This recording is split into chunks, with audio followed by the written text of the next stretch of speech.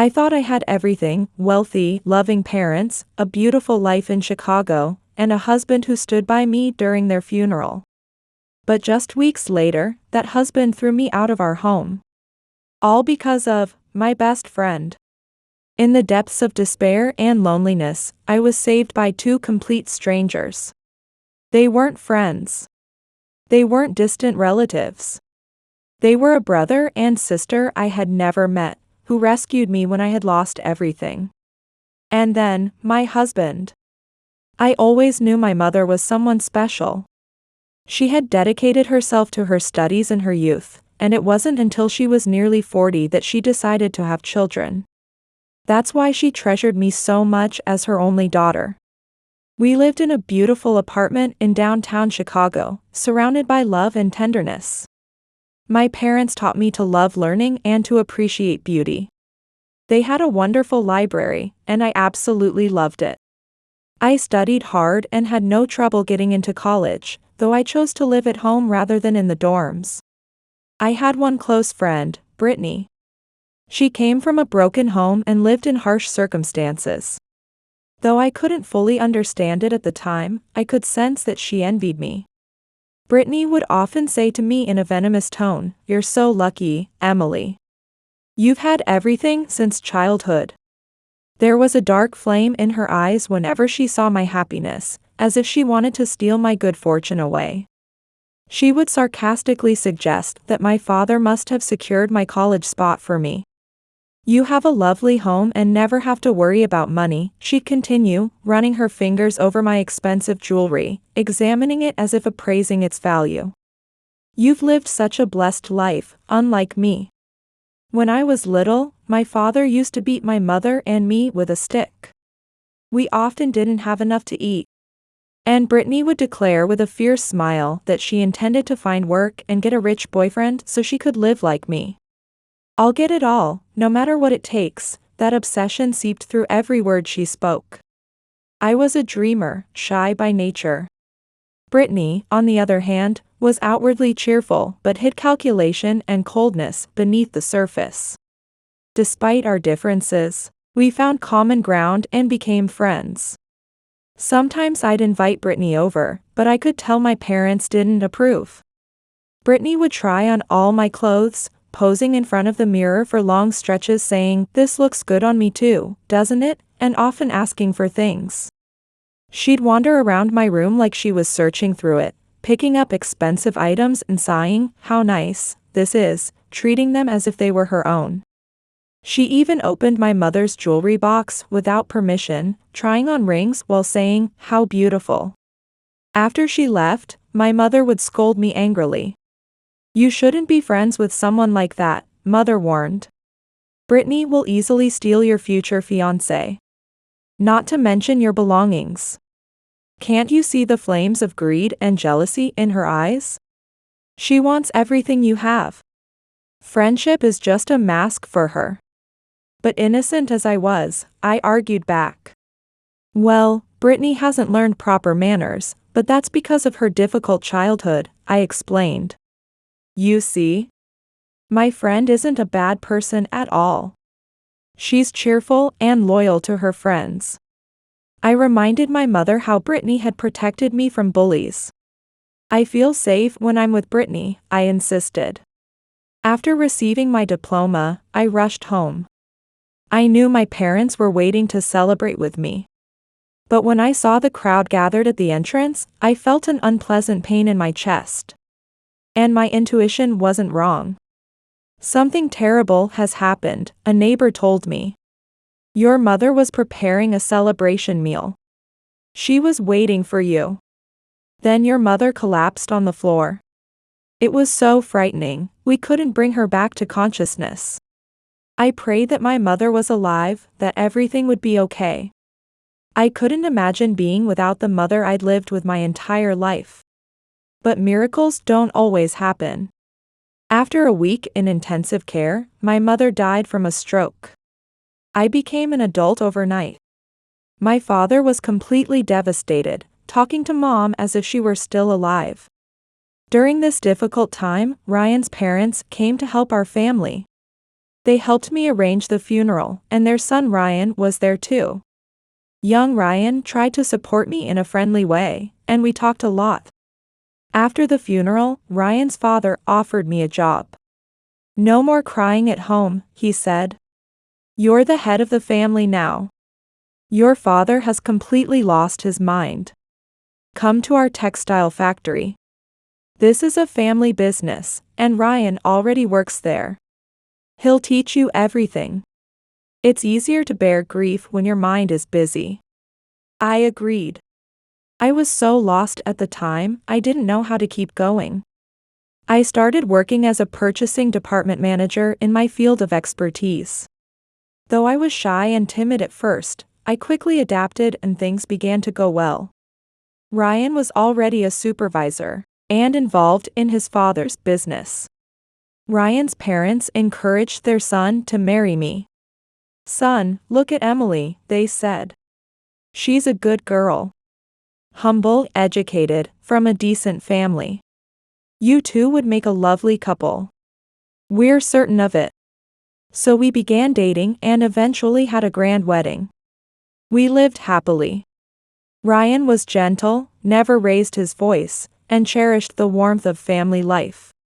My father lived only 3 years after my mother's death, quietly passing away to heaven to follow his beloved Carol.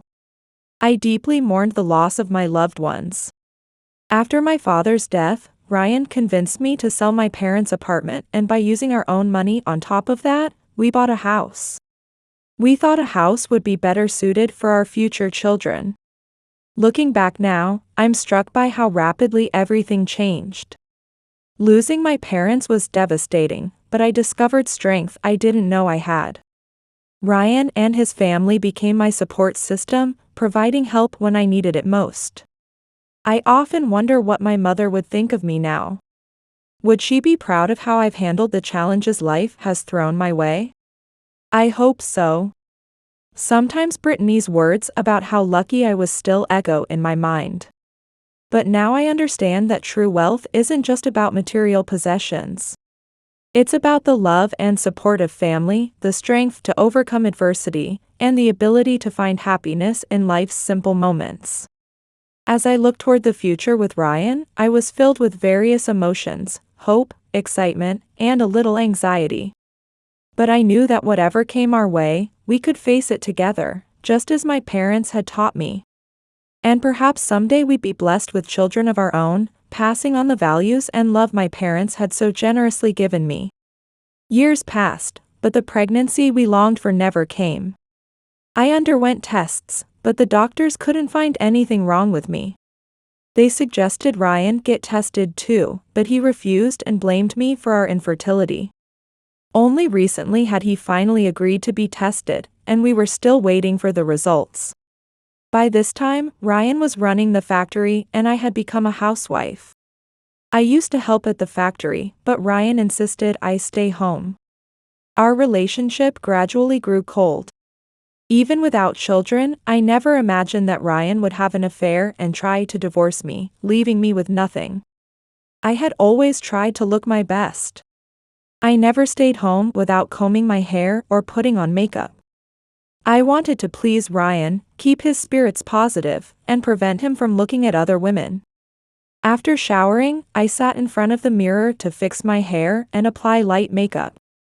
When I put on form-fitting clothes, I looked like an attractive, vibrant housewife. I hoped it would help ease the tension that had been building in our relationship lately. Ryan had been irritable, frequently exploding over trivial matters. At exactly 7 p.m., Ryan came home. He threw his briefcase at the entrance and headed to the kitchen. I had beautifully set the table and even opened a bottle of chilled wine. I hurried to embrace him. I welcomed him warmly and asked how his day was. I told him I'd made his favorite dinner as a treat, that everything was ready, and asked him to wash his hands and come to the table. Ryan reluctantly kissed me and looked displeased. After working so hard to prepare and eagerly awaiting his return, his reaction broke my heart. We sat down to eat. Ryan ate grudgingly and drank wine, but seemed unsatisfied. He bluntly asked what we were celebrating and complained that business was terrible. He said sales were down and our income would soon decrease. Ryan angrily threw a file containing reports and graphs onto the table. Glancing at it, the situation did look serious. Carefully, I asked why he had turned down reliable suppliers who offered quality materials at fair prices. That's when things got really messy. Ryan shouted, "Are you saying I'm an incompetent manager who can't run a clothing factory?" He sarcastically said, "Thanks for the support," and I was deeply hurt. Confused, I tried to explain that I was simply commenting on what was written in the report, nothing more. I asked why he was getting angry over such a trivial thing. I told him I was tired too. I had stayed home as he wanted, waited for him, cooked for him, and missed him. Yet he came home and took it out on me.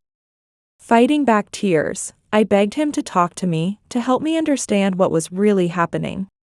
I told him I could see he had changed. Even when sleeping, he turned toward the wall. I asked if he was just tired, or if there was something else. With his frequent weekend business trips, I needed to know, was there another woman?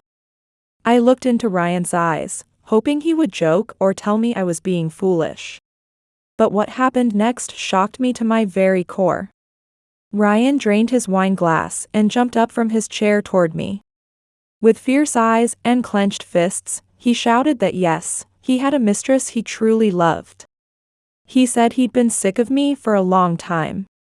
His cruel words came flooding out like a torrent. He said I was useless in bed and only talked about nonsense. He mocked me as an inferior, infertile woman who couldn't even get pregnant. Ryan declared he would divorce me immediately to have his own children. He spat that he didn't need me anymore, and told me to pack my things and leave. I was stunned and couldn't believe what was happening. I begged Ryan to calm down and reminded him this was our home. Where was I supposed to go? We'd been together for years, how could he want to erase all of that? Desperately, I told him I still believed we could have children and said I just had all the tests done recently. But Ryan wouldn't listen. He kept saying he didn't care about tests, that he was going to become a father soon and start a new, happy life. Ryan coldly told me to forget about the house, everything was in his name. The joint bank accounts and savings would be blocked immediately. He mocked me as a parasite living off his money and told me to figure it out myself. His hurtful words continued. Ryan said he no longer wanted my cooking or conversation. He shouted that he wanted passion and vitality. Why had he married me? He lamented that he shouldn't have listened to his parents. It had been wasted years. Crying, I packed clothes, documents, and necessities into a suitcase. I had only a small amount of cash in my wallet, enough to rent only a cheap hotel room.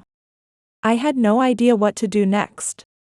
I prayed that Ryan would calm down and we could have a normal conversation. Lying on the bed in that lonely room, memories of my life with Ryan flooded back and I wept. How had things gotten so terrible? In desperation, I decided to call a friend. "Brittany," I said with a choked voice. "I'm at a hotel. Please come. My life is falling apart before my eyes. I don't know what to do."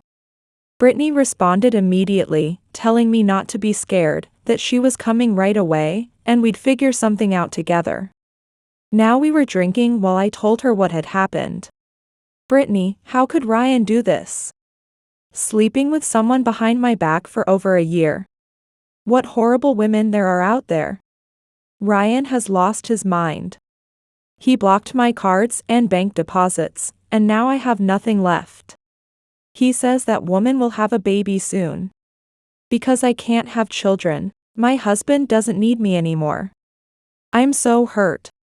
After living together for so long, Ryan is throwing me out of his life like some useless old thing. What should I do?" Brittany sighed and shook her head sympathetically. She said Ryan was a terrible man and nobody could have predicted this.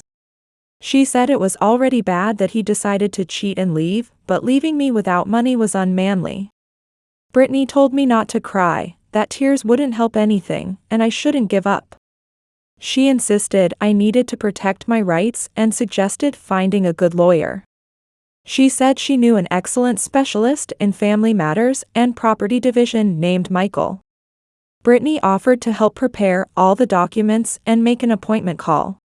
Through my tears, I thanked Brittany and agreed it was a good idea. But I worried about how I could pay lawyer fees. Without hesitation, my friend took out her wallet and handed me a stack of bills.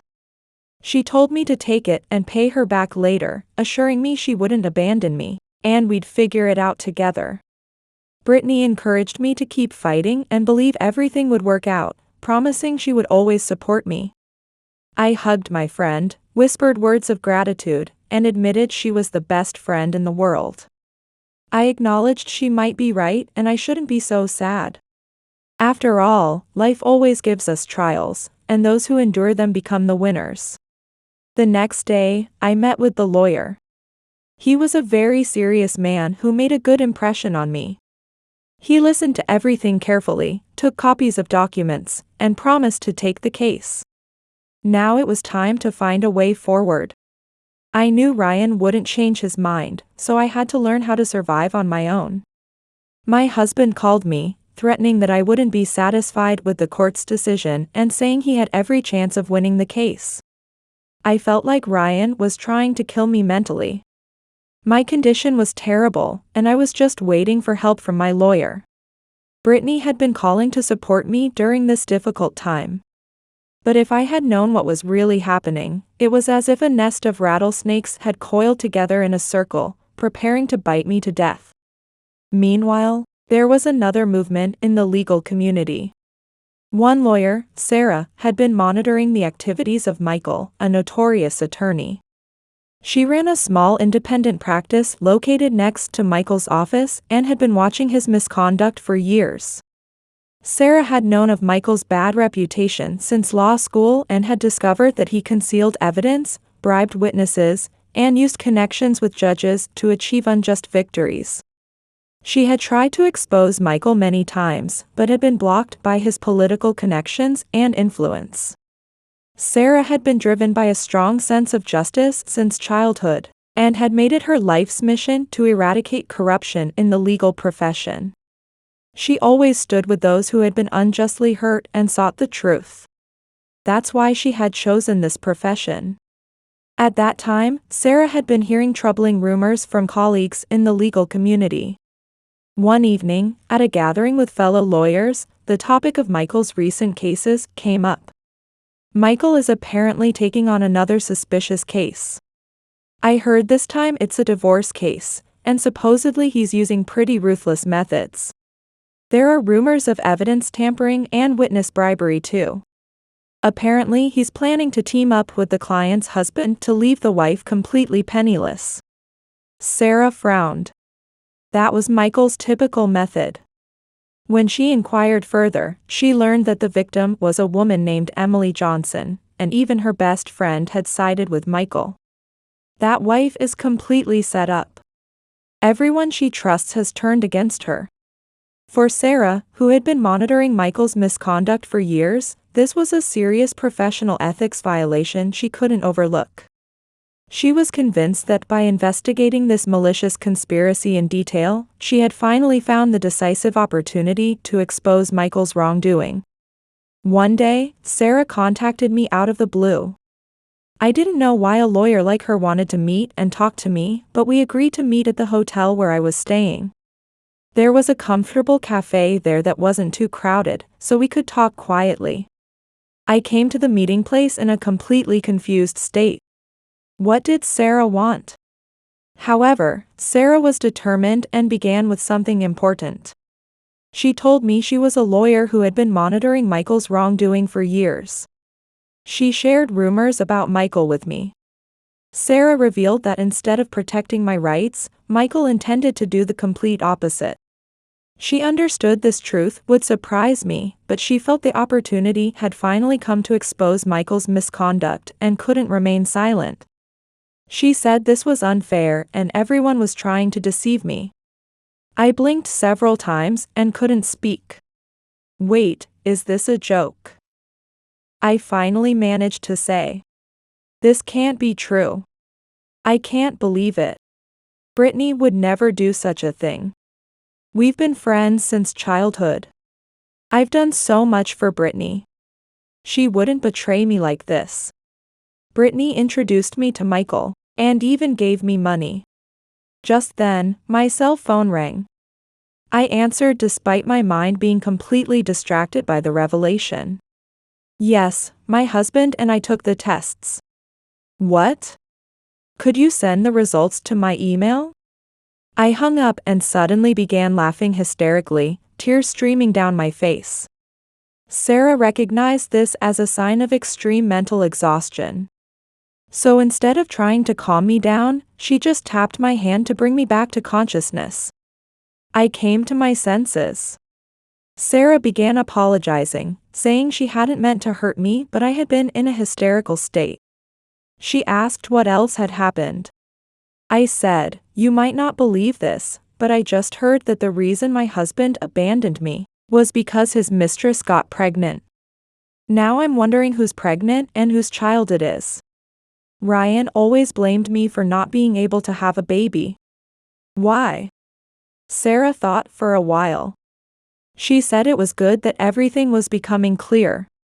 She suggested I might be able to go to Ryan and threaten him, thinking he might change his mind about the case.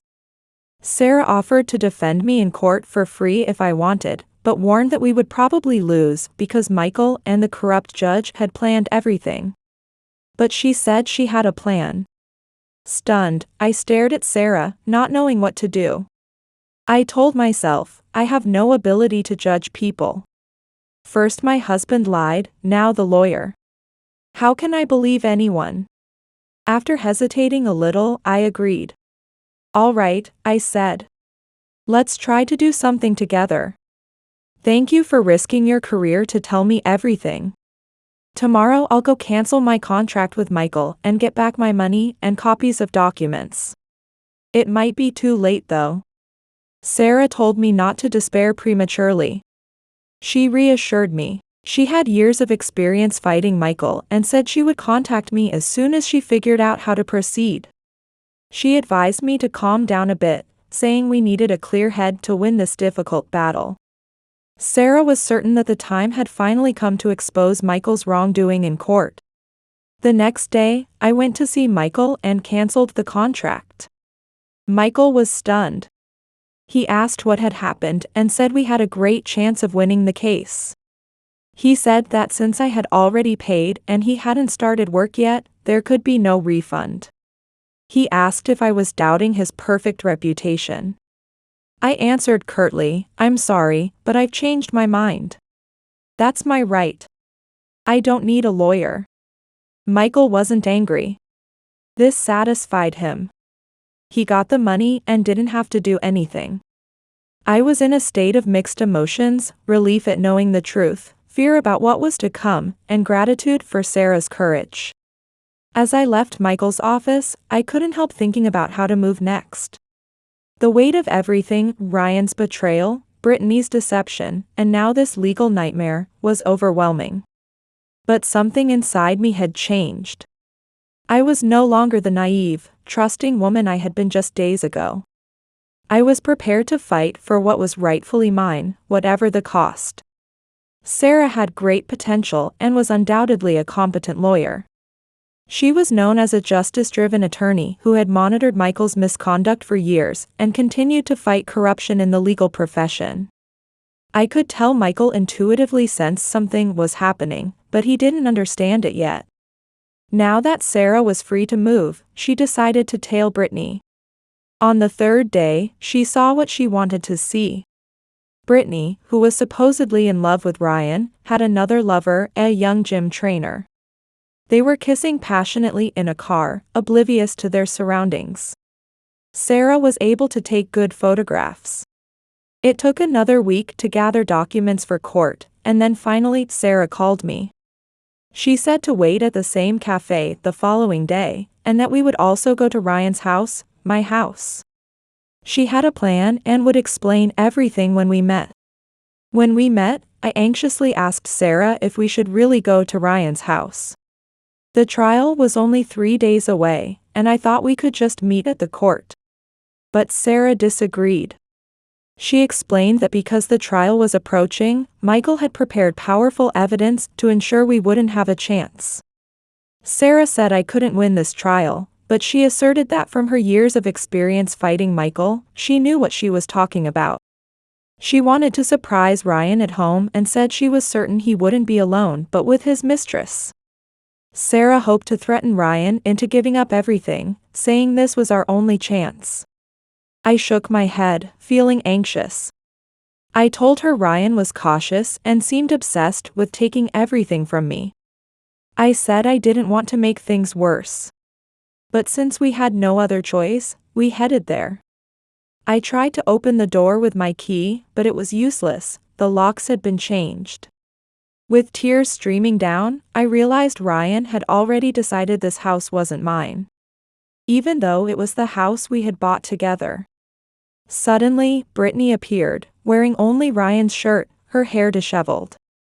She cried out in surprise, asking what we were doing there. Feeling humiliated and betrayed, I shouted at Brittany, asking how she could do this.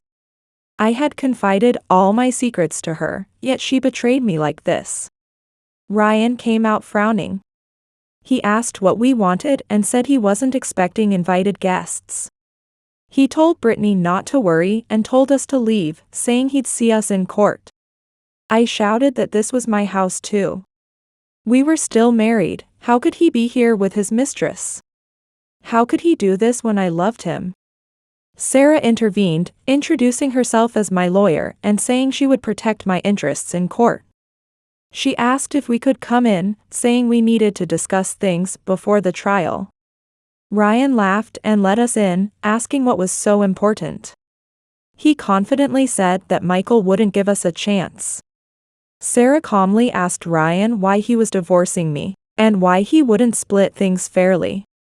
She pointed out that Ryan could afford to pay me half and wasn't poor. Angry Ryan demanded why she was asking so many questions. He declared that he loved Brittany, and they were going to have a baby, something I could never do. He asked where he was supposed to live with his new family. Brittany was glowing, showing no shame for breaking up a family and hurting her childhood friend. She didn't care that I was suffering. I couldn't take it anymore. I pulled the test results from my bag and threw them in Ryan's face. I asked what he was talking about having a baby. I reminded him that he must have read his own test results, he was infertile and couldn't have children. So the question was, who had gotten Brittany pregnant? With trembling hands, Ryan replied that I must be lying. He insisted the test results must be fake and that Brittany would never betray him like that. Sarah responded coldly, and we all waited to see what would happen next. I was filled with mixed emotions, anger, hurt, and a strange sense of vindication. The truth was finally out, but at what cost? Sarah calmly suggested it would be easy to verify the truth. She told Ryan he could call the clinic himself, or get retested. She revealed that Brittany had been deceiving him and said she had proof. Sarah showed us the photographs, explaining that Brittany had been enjoying herself with a young man twice a week. She asked Ryan what he thought of this news and suggested it would be a huge scandal if she told all this in court and invited the press. She questioned whether his business reputation could survive such exposure. Ryan was stunned. He waved the photos in front of Brittany, wanting to know if it was true. He shouted, "Don't lie to me." Desperate, Brittany confessed. She apologized to Ryan and admitted she wasn't pregnant. She claimed she really loved him and said she had lied about the pregnancy because she knew that otherwise he wouldn't have decided to leave his wife. Brittany tried to downplay it, saying it wasn't a big deal and that the two of them were doing so well together.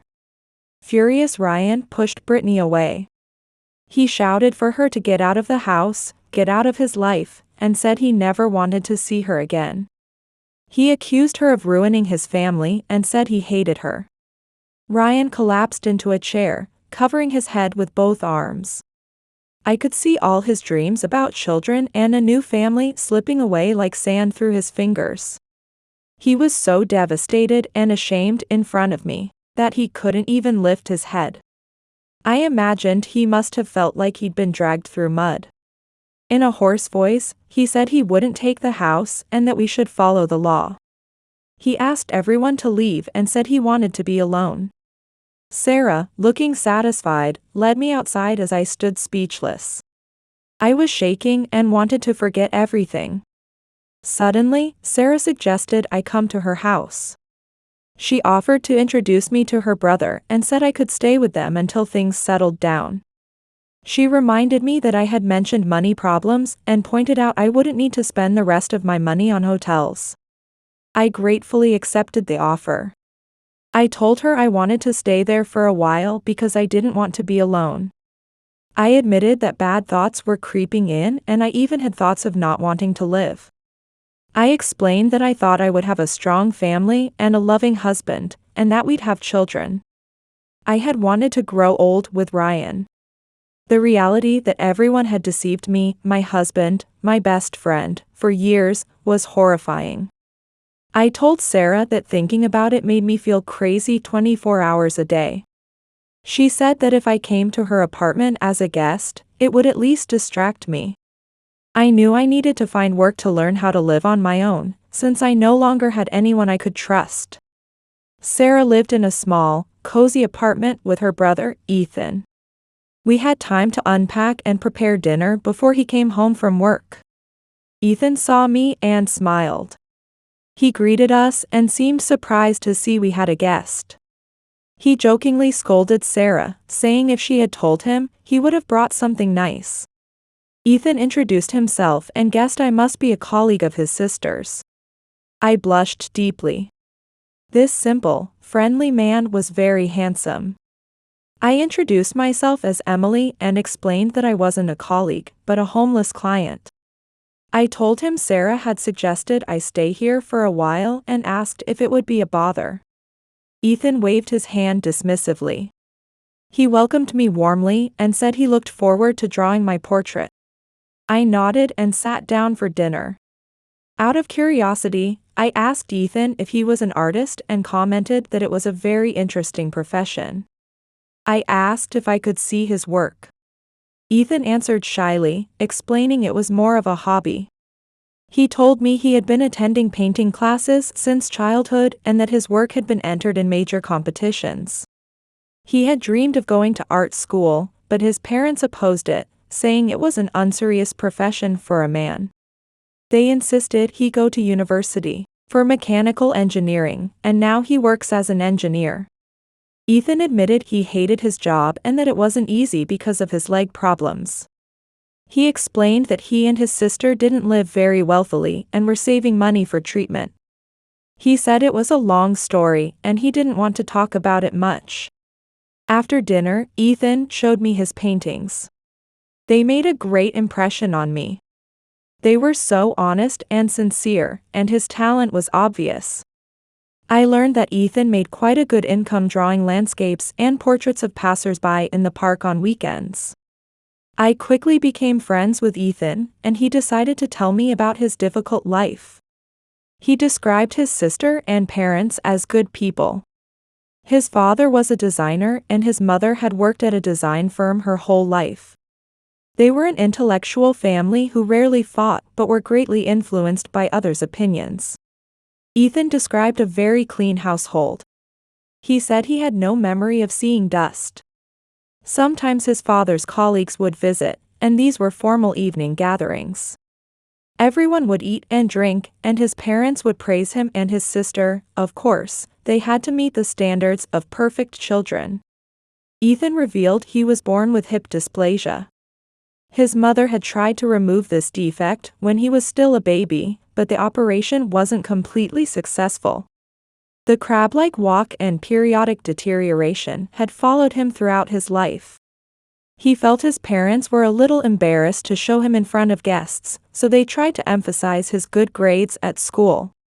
They would show off his diplomas. At school, Ethan was bullied and called robot or cripple. He grew up quiet and introverted, not liking people except for his sister. He had no friends. Drawing was, and still is, his escape. In the process, he forgets everything and his soul finds peace. At art school, no one paid attention to his illness. There, only creativity was valued. There, he felt like he was spreading his wings and flying. He often asked his parents to let him study more in this direction, but it was useless. As I listened to Ethan's story, I felt a deep connection forming between us. Two wounded souls finding comfort in each other's presence. I wondered what twist of fate had brought us together at this moment, and what the future held in store. As Ethan continued his story, I listened intently. There was sadness in his voice. He explained that people don't consider art a serious profession, but that becoming an engineer was what real men do. Ethan confessed that he suffered every day at work, comparing getting up to go to work to facing a firing squad. He admitted it wasn't for him. Surprised by his confession, I couldn't help but ask why he continued to endure a job he hated, when he'd been an adult for years. I suggested he pursue something creative and pointed out his obvious talent. I wondered if he was still afraid of his parents' judgment and told him it was foolish to let life pass by. Ethan darkened as he considered my words. He explained that he felt he had no choice. The income from drawing in the park wasn't enough to live on, let alone pay for expensive joint replacement surgery. He said he needed training or at least connections, mentioning that many self-taught artists remained unknown. Ethan revealed that without surgery, he couldn't even think about having a family. He confessed to being tired of being alone and wanting a woman to love and children. He said he didn't want to be a burden to his sister Sarah, who was worried about him and saving money for his treatment. When Ethan's voice trembled, he spoke about how his condition made him invisible to others. He said he had stopped trying to meet anyone and couldn't bear to see pity or contempt in women's eyes. His paintings were for his soul, he said. I couldn't hold back anymore. What are you saying, Ethan? I cried out, my heart aching for him. I told him that when I first met him, I didn't notice his walk at all. Instead, I was drawn to his smile and open manner, finding him sociable and genuine. I asked if he thought all women were the same and reminded him that we're all different. I confidently assured him that he would surely meet a woman who was perfect for him. Then inspiration struck. May I put your work on the internet? I asked excitedly. I suggested creating a website or posting photos on social media, assuring him there was no risk. My enthusiasm grew, and I asked to go to the park with him to see how he created his art. Ethan's face brightened and he agreed with a smile. He offered to draw my portrait and admitted he had never considered using the internet but saw no harm in trying. Then, to my surprise, he quietly added, Emily, your husband is a fool. To lose a woman like you. If it were me, I would treasure you so much. His words made my heart flutter, but I remembered my recent heartbreak and pushed the feeling down. As the days passed, I found myself surprisingly comfortable in Sarah and Ethan's cozy home. Ryan called constantly, but I refused his calls and eventually blocked his number. After his betrayal, I was content to just wait for the trial and expected to receive a fair share of the house. I was thinking of using that money to help with Ethan's surgery. I was confident I could find work and a place to live. Meanwhile, I imagined Ryan was angry and frustrated that he couldn't reach me. I remembered how he had ignored me while he was with Brittany, and now he was experiencing the pain of being ignored himself. I thought he might be reflecting on his mistakes, questioning whether it had been worth destroying our family. In my mind, I pictured Ryan drinking cognac, filled with regret. He might have realized that life with me hadn't been as boring as he thought, but now everything was ruined. I imagined him alone in the house with no one to wake him with gentle kisses, no one to call him for breakfast, no one to whisper about love. Was this the life he had dreamed of? I thought perhaps he regretted hurting me so deeply and felt he needed to do the right thing and apologize. Maybe he was hoping I would change my mind and come back. After all, I had loved him faithfully for years. He might be willing to do anything to return to how things were before. On the day of the trial, I prepared carefully. I was nervous but determined to look my best. To my surprise, everything went smoothly. We got divorced, and I received a good amount for the house and property. When I left the courthouse, I found Ryan waiting on the steps. He hesitantly touched my hand and spoke to me in a soft, pleading voice. Ryan said I was beautiful and begged for forgiveness. He admitted he was a fool for starting all this and expressed regret for his affair with Brittany. He said he truly wanted to reconcile, and asked me to come back. He reminded me of the years we had spent together and claimed he had realized how much he loved me, promising never to cheat again. I could tell Ryan wasn't lying, and I was grateful for his sincerity. But I sighed and answered with a heavy heart.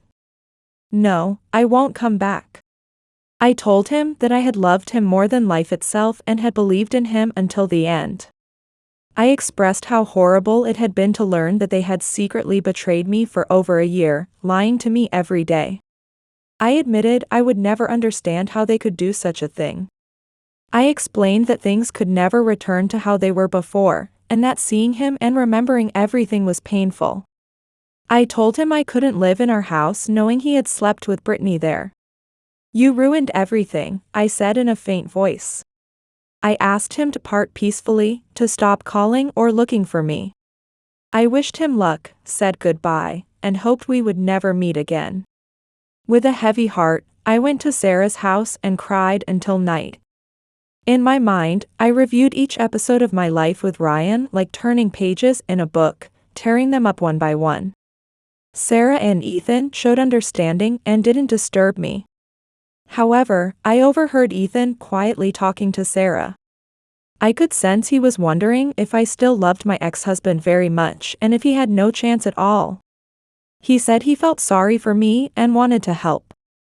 Sarah sighed, acknowledging that I had spent half my life with Ryan and couldn't forget him immediately. She said I needed help getting through this pain and that time would heal everything. She assured Ethan that I would settle down soon and advised him to just be there and let time guide us. Then Sarah mentioned an idea for me.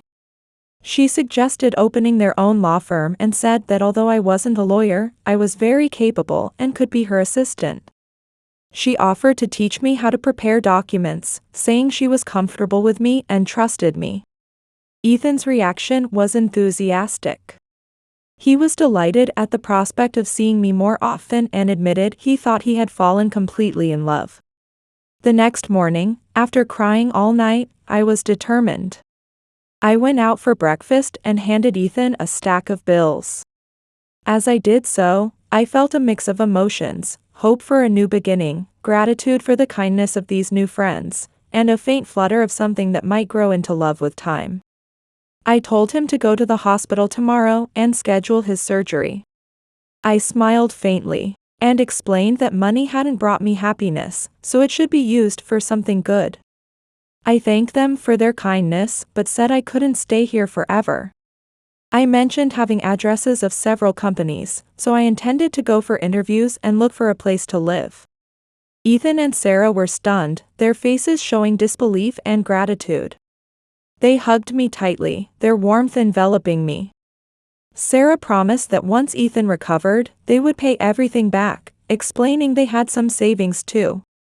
She asked me to wait and listen to her job proposal. As Sarah explained her idea of opening a law firm, I felt a spark of interest ignite inside me. I admitted it might be worth trying and praised Sarah's wisdom.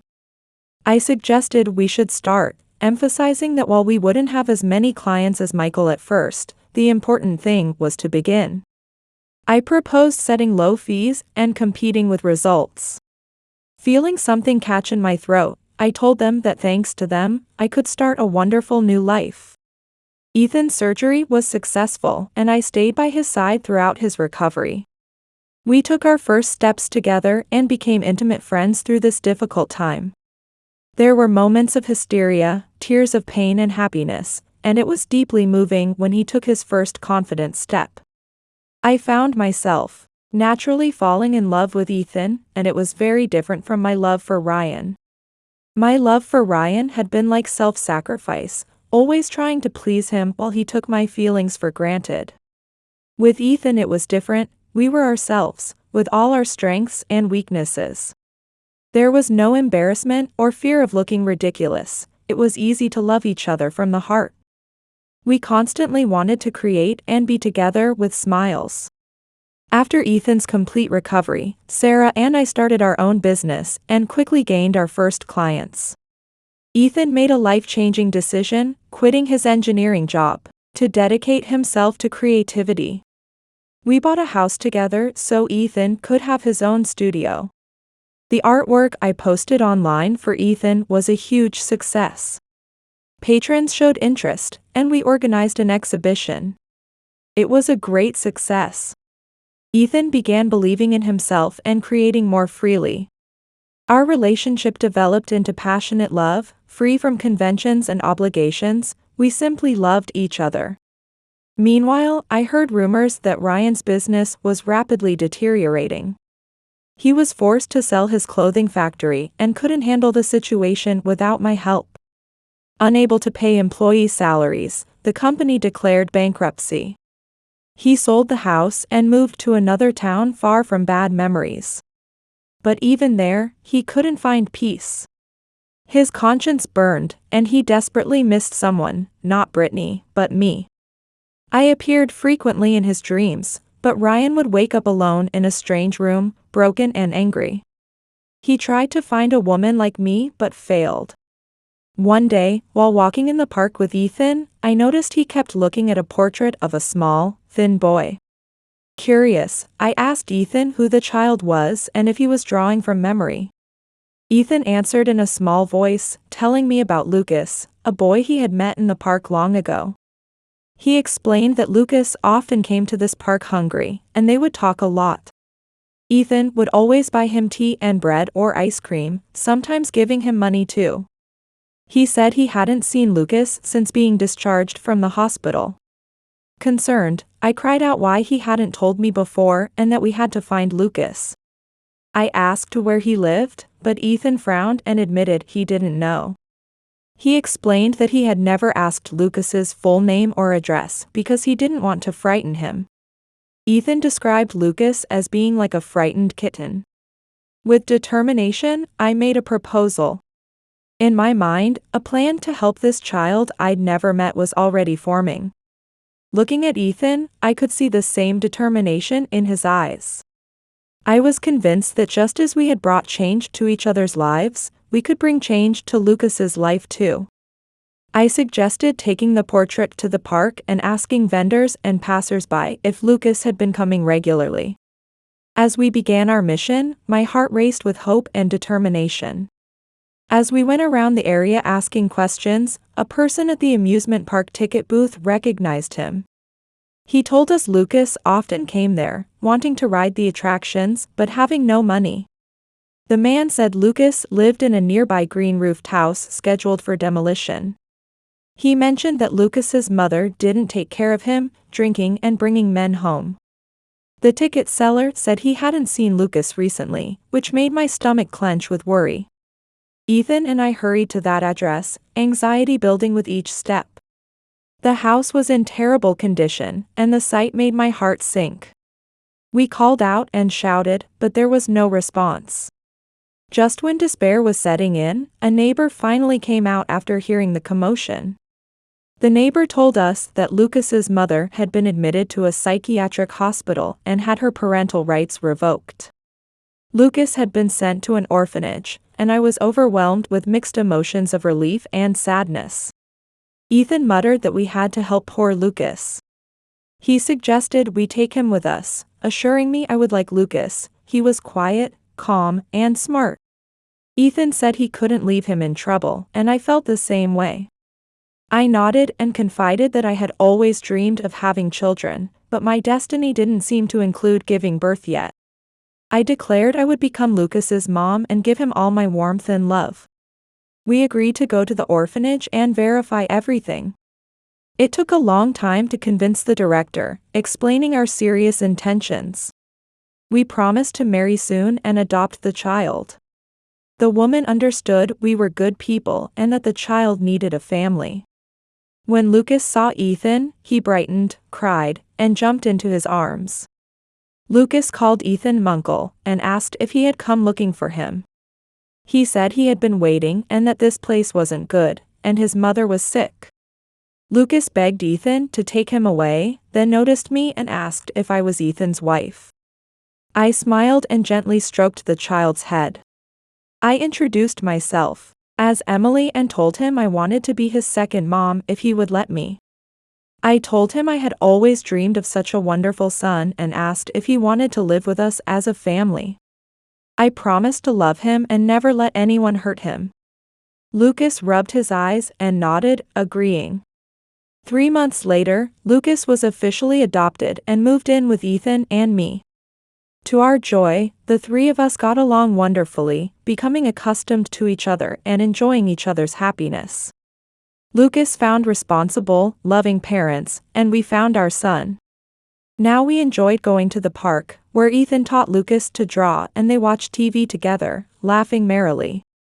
A year later, an indescribable great happiness came. I discovered I was pregnant, a miracle I had thought impossible. On the other hand, we received news about Brittany one day.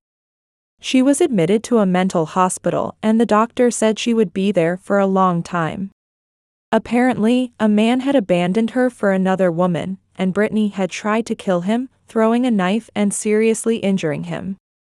They tried to put her in prison, but it became clear she was completely insane. The doctor described Brittany as aggressive and obsessed with murderous thoughts. I asked if she would never recover, but the doctor shook his head. He said he didn't think she would recover and explained the case was quite serious. The doctor explained that only their hospital or a psychiatric facility awaited Brittany. I felt no sympathy for Brittany and thought about life's wisdom, everyone gets what they deserve. I went home where my son and Ethan were waiting. They had prepared spaghetti with cheese and welcomed me with warm hugs. Ethan said he had missed me and invited me to come to the table. The boy hugged me tightly and answered with serious eyes, "I'm so happy to be your child." Having a new mom and dad makes every day fun. He said he didn't want to go back to that scary house and was happy to be with us. I hugged the boy and whispered through tears of happiness, "Lucas, you are our precious son. Daddy and I love you so much." My soul was light and well. Now I truly had a strong family, a loving husband Ethan, our precious son Lucas, and a daughter soon to be born. Looking at my family around the dinner table, I marveled at how life had brought us together. I thought about the winding path that had led to this moment of pure joy and contentment. My journey had been filled with pain and heartbreak, but it had also led me to love and happiness I thought impossible. In my heart, I thanked God for this second chance at life and love, grateful for every moment with my new family. Looking around at my family, I couldn't help but think, isn't this what true happiness is? I had no regrets about divorcing Ryan. Our marriage had been wrong from the beginning, but we were both too late to realize it. Now, looking back, I could see how mismatched we were. A wave of gratitude washed over me for the twist of fate that had led me here. Meeting Sarah had been the turning point, the beginning of a new, different, and real life. I thought about how different life would have been if I had stayed with Ryan, trapped in a loveless marriage, never knowing the joy I felt every day now. The pain of his betrayal had been unbearable, but it had also been a catalyst for change. In my heart, I thanked the universe for giving me the courage to leave and the courage to begin anew. Watching Ethan play with Lucas, I marveled at the depth of love I felt for both of them. This was the family I had always dreamed of but thought I would never have.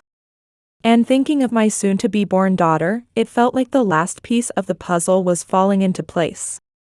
Placing my hand on my growing belly, I felt a small movement.